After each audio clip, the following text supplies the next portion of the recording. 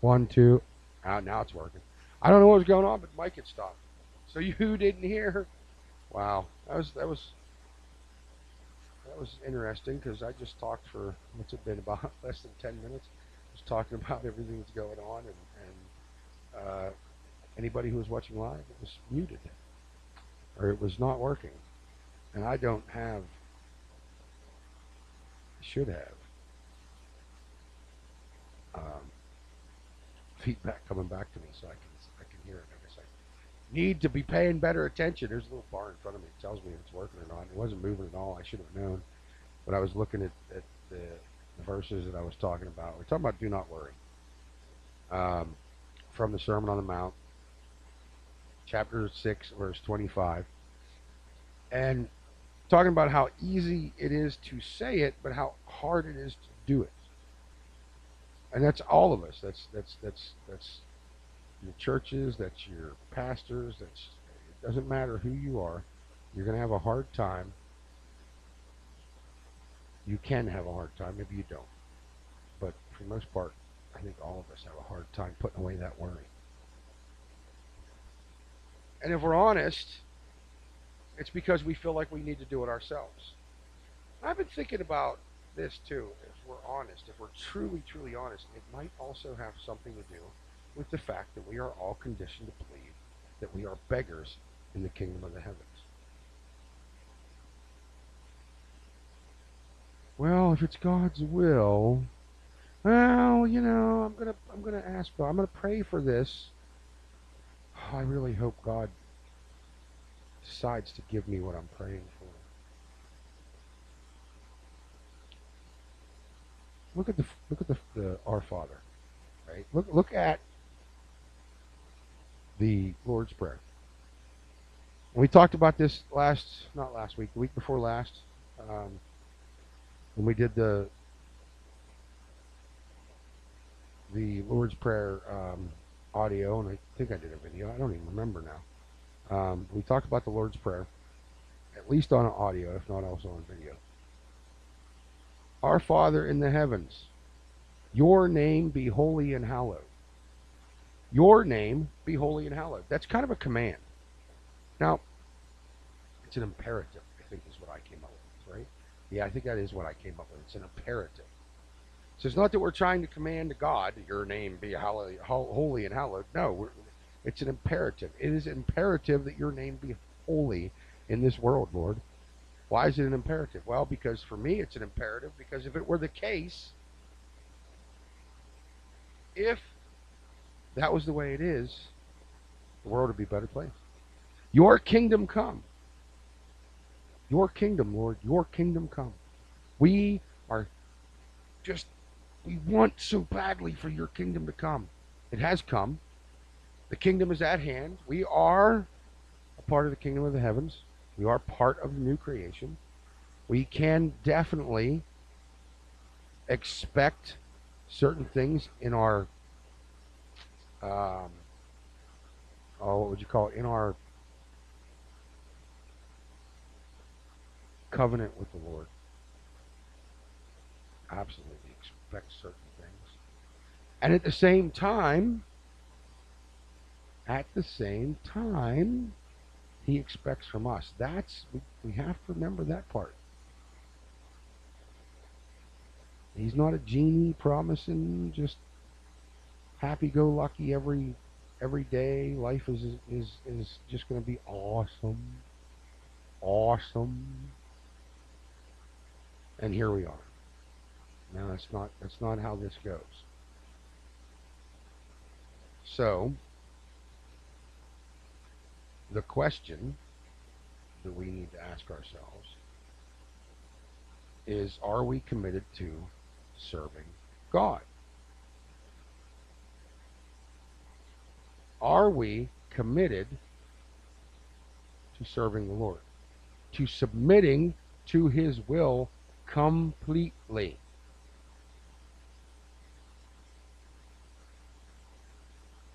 We need to submit to his will completely. And submitting isn't easy. We act like We act like, it's awesome. Oh, it's easy. I gotta submit to God. I need to submit to God. I really do need to submit to God today. I know this. I recognize it. I understand exactly what it means to need to submit to the Lord. Of course.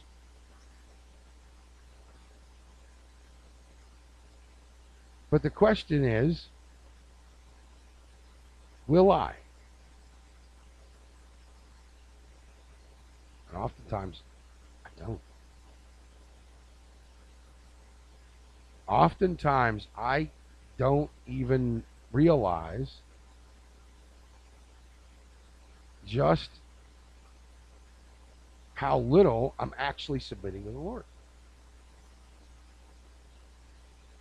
And that's one of the greatest weapons that our enemy has, because if he can convince me, if he can convince you that we are serving the Lord completely and submitting to Him wholly, without us actually having to do it, which is what a lot of people would like. I'm one of them. I'm one of them. No lie. If I could get away with it, I'd love to have the Burger Kingdom of the heavens. I would love to. And if you're out there and you're like, oh, not me, not me, nah, recognize it.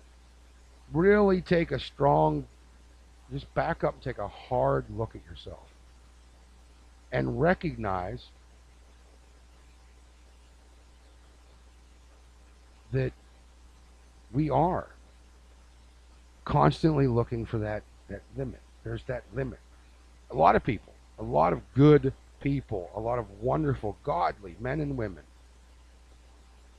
are, well, I'll submit to the Lord as long as. You look at them and you go, hey, okay, we need you to volunteer to do the sign out front of the church. We need volunteers. We need help. We need help teaching VBS. We need help teaching Sunday school. We need help on our work day to clean up the yard and make the building look presentable, et cetera, et cetera. That's a lot. And there's a lot of people who are more than willing to jump in and do whatever has to be done. Then when you look at the sharing part, this is a big one. My wife and I, we actually argue about this quite a bit. You look at something like the picnic. We had a picnic at our church about a week and a half ago, right before Memorial Day. And a lot of people didn't want to see the picnic get canceled, but a lot of people didn't show up. I didn't want the picnic to be canceled. I felt like it was important. I felt like the Spirit was leading me to know that this picnic was important. And you're sitting and you're saying, how can something so simple as a picnic be that important, Juggles? Well, it's the only way we get too involved in each other's lives, which we should be, by the way. We should definitely be too involved in each other's lives. We absolutely need to be. So that if, for instance, a brother or sister is having serious issues, and like their mic isn't working. Okay, there we go. Having some kind of serious issue or something's going on, how do we know if they don't tell us, if we're not too involved in each other's lives? We're not going to know what we're looking at. We don't know what's going on. Oftentimes,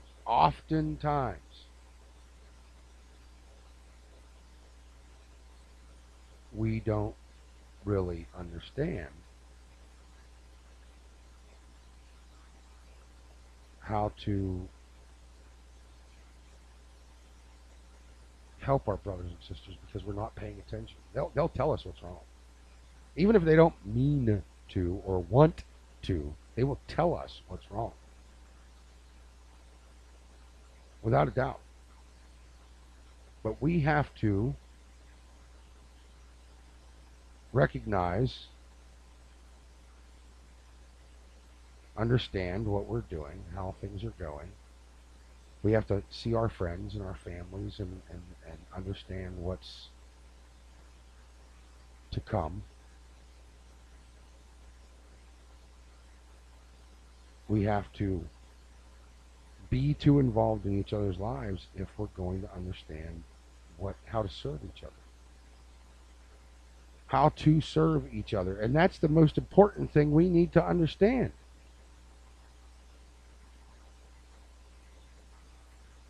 I was in a conversation with one of the elders of our church, and he often says this, so it's not really a new thing. And I love that he understands this, or the two of us are on the same page when it comes to this thing.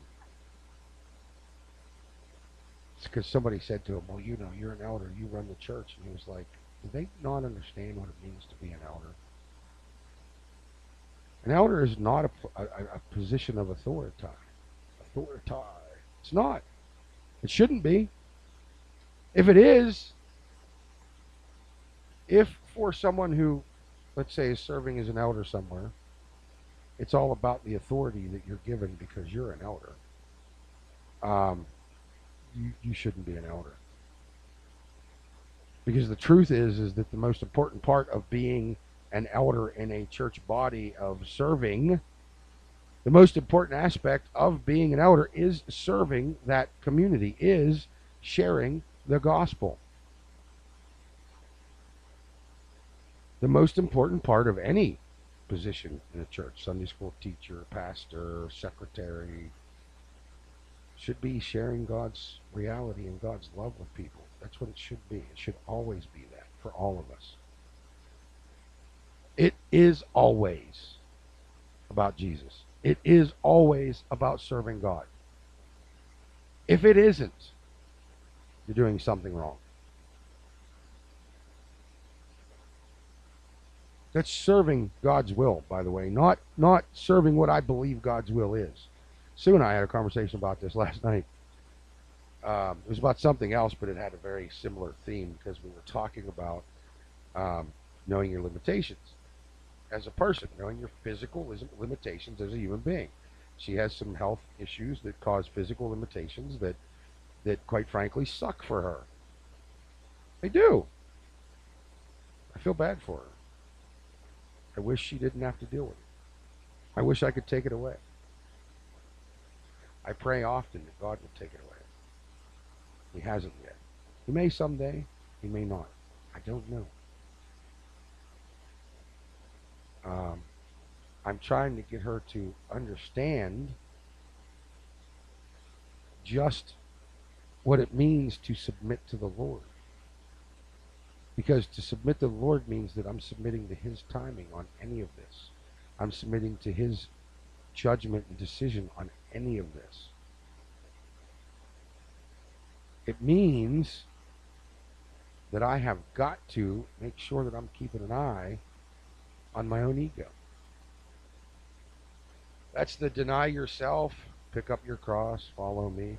We had that discussion a while back, didn't we? We did quite a study on that very passage. Deny yourself, pick up your cross daily, and follow me. That's what Christ said. I like the daily. That's in the Luke version of that statement, but I really like the daily thing. Pick up your cross daily. Let's see if I can find it real quick. I was listening to a clip a while back. Well, I was watching some things on the internet, I guess, best I could say. And this came up, and if I can find it, I'm going to play it for you. Just bear with me for a few seconds here. So, while I'm doing that, if your nonprofit group or organization has an event you'd like to promote here on God'sLoveLive.com, on the radio program, on the audio um, program we run on Sunday mornings, on the video, any of it, email it to chuckles@godslovelive.com. That's chuckles@godslovelive.com. I need help from you, my friends. I need you to share this video right now. Go on your page, your profile, your whatever, and just share the God's Love Live page, the group, this video, so that people will watch it.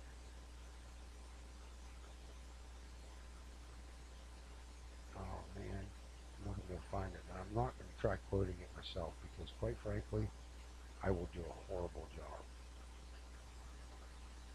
You know what? I might be able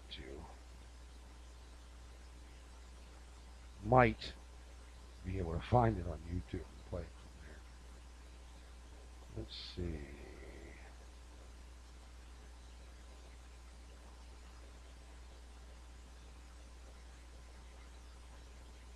Let's see.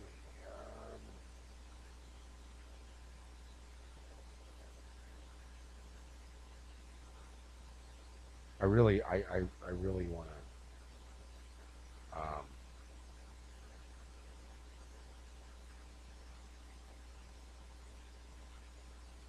play this clip for you because I think this is, I think the way, it's Jordan Peterson, and the way he says this, the way he makes the statement that he makes, it's just too good, man. It's just too good. Let me see. You know what? I think it's on my personal Facebook. I can't find it on YouTube. It's just some silly little clip. It's not very long. I know. I very much like to play it for you, though. Did I share it with anybody? Usually I send stuff like that to my wife.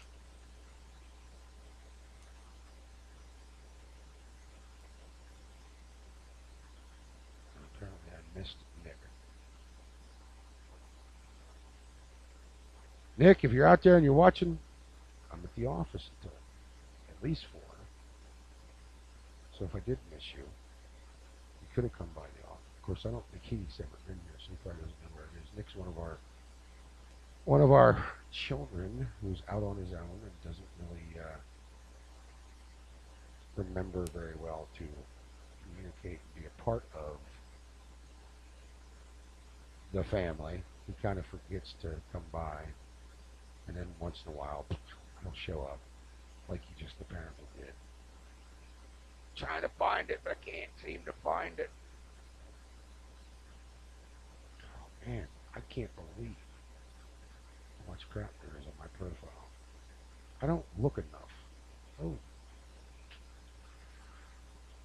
Sure. Anyway. Well, I thought I was going to play it. Apparently I'm not. I wanted to, I'll keep looking, and if I get a chance, if I can find it, I'll break it down for you. And now my wife's calling me. Probably to ask what time I'll be home. I can text her.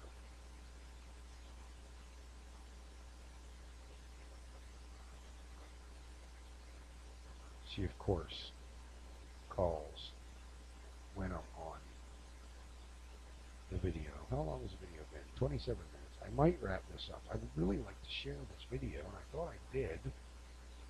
I know I shared it on either the Facebook page or on mine. Oh, you know what? I'll bet you I shared it on the group.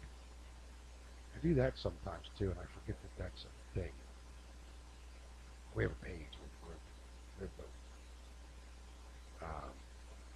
Maybe I can find it on there real quick. Aha! Here it is. I found it. See, the thing about God is that God isn't something you believe in. Or you could say that the way we conceptualize belief in the modern world is shallow. To believe in God is to commit your life. That's what the belief is. It isn't the statement, I believe in God. It says in the Gospels, Christ himself says, not everyone who says, Lord, Lord, will enter the kingdom of heaven. Just because you say you believe something, it's like people say all the time that they're Christians. I'm a believing Christian. It's like That's hard there, buddy. That's the most difficult possible commitment by definition. It's because it's the hoisting of the cross, right? Really? You're going to commit to that, are you? So here's what you're committing to: painful, unjust death, accompanied by betrayal, the perfidy of the mob, and the dominion of the tyrant. And you're going to welcome that. And that's not all, because Christ harrows hell. That's not all. That's just where it starts. Full confrontation with malevolence. You're going to commit to that, are you? See, the thing. That, I'm telling you, that just the way he said that, all right, go check it out. I shared it. It's on our group. It's all over the place. That is, I think, the best way I've ever heard anyone explain, the truth, or at least pretty close to the truth. All right, well, I'm gonna wrap up the video for today. I'm gonna finish with that. I'm gonna play that again. See, the thing about God is that God isn't something you believe in. Or you could say that the way we conceptualize belief in the modern world is shallow. To believe in God is to commit your life. That's what the belief is. It isn't the statement, I believe in God. It says in the Gospels, Christ himself says, not everyone who says, Lord, Lord, will enter the kingdom of heaven. Just because you say you believe something, it's like people say all the time that they're Christians. I'm a believing Christian. It's like, that's hard there, buddy. That's the most difficult possible commitment by definition. It's because it's the hoisting of the cross, right? Really? You're going to commit to that, are you? So here's what you're committing to: painful, unjust death, accompanied by betrayal, the perfidy of the mob, and the dominion of the tyrant. And you're going to welcome that. And that's not all, because Christ harrows hell. That's not all. That's just where it starts. Full confrontation with malevolence. You're going to commit to that, are you? See, that's the full, or at least a close proximity to the idea of understanding what it means to fully commit. To fully commit. Fully committing to the Lord in that manner is hard. Not at all easy. Not even close to easy.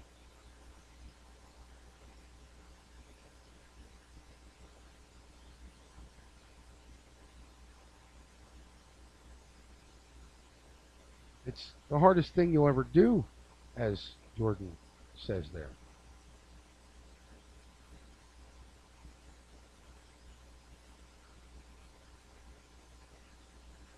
The hardest thing you'll ever do is fully committing to Christ. I don't know. I don't know what to tell you. I do want to, just on I guess a personal note, I want to kind of talk to you for a minute about everything.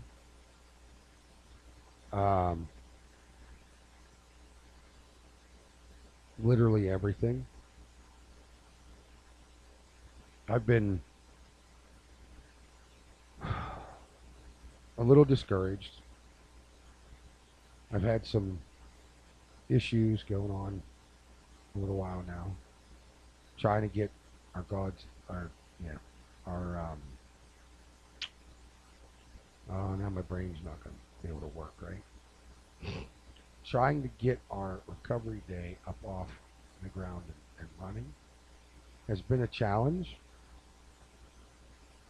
to say the least. Finding people who are willing to actually commit to helping, to providing much needed workers, funding, everything. I'm unsure where to go from here, so I'm asking you. I'm hoping that God will bring some of the people who need to see this, in view of this whole thing. that they will see it and be willing to help. The Cash App tag is right here above me.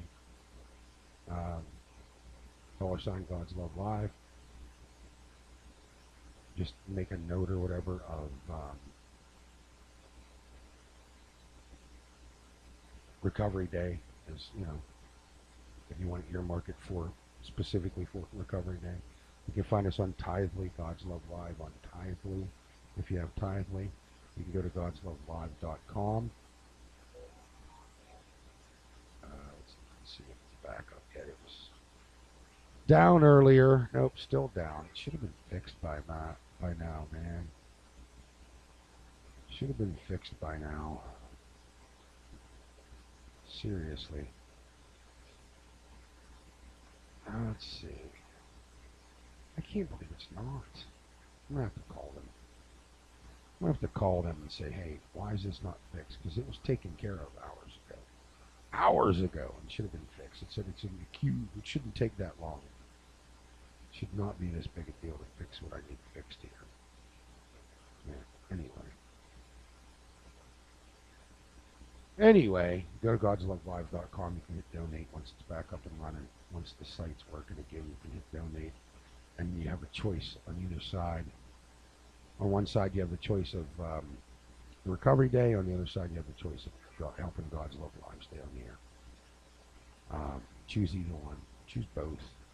It doesn't matter. Any extra that comes in is going to be going for that anyway. So, for Recovery Day, no matter what, I'm trying to figure out how to pull off the Recovery Day thing, but it's going to be a challenge to say the least. Okay, I got to go make a phone call and wrap up my day. Thank you for joining us. Thank you for being a part of this. I know the first couple of 5 to 7 minutes was silent. Oh, I hope you had captions and were able to read it, because I couldn't even redo it if I wanted to. I didn't really. I just kind of ranted for that first 10 minutes, so, or the whole half hour. Have a great day. We'll talk to you tomorrow, man. Share the video. Go donate. Help us out. May the Lord bless you and keep you. May he make his eyes shine upon you